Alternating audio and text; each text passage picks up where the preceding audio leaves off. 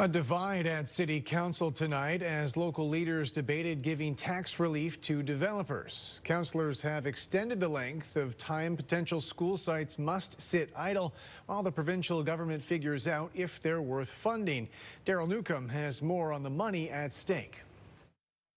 London will give school boards more time to decide if they intend to build on potential school sites set aside in new subdivisions before the reserved land returns to the developer's control. But whether developers deserve property tax relief while the sites sit unused has divided council. As far as I'm concerned, a private company, a private developer has costs of doing business, and this is one of those costs.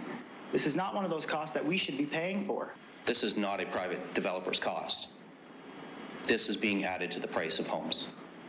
Period. Full stop. Developers had been required to set aside potential school properties for 3 years. But because it's taking the province and school boards longer to fund and approve new schools, council has extended that to 6.5 years. If a school block option expires, a school board potentially faces a long and costly process of expropriation. The point here is about having adequate land supply for the right period of time for schools to be built in growing neighborhoods. Councillor Ferreira argued that if the developer doesn't pay the full tax on the property, City Hall still has to make up the lost revenue. Flipping the bill from, a private company and putting it on the taxpayer, putting it on the rest of London. They're not going to eat that loss.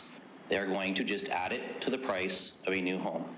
So when we talk about housing affordability in these chambers, you have to look at all aspects of housing affordability. Council voted 11-3 in favor of directing staff to prepare a report outlining options, limitations, and what other cities are doing to offset some of the tax burden on developers. This is all about getting a longer period of time to allow school boards to exercise options on those blocks and trying to not have those costs passed on to the existing homes in the area that are being built. Daryl Newcombe, CTV News.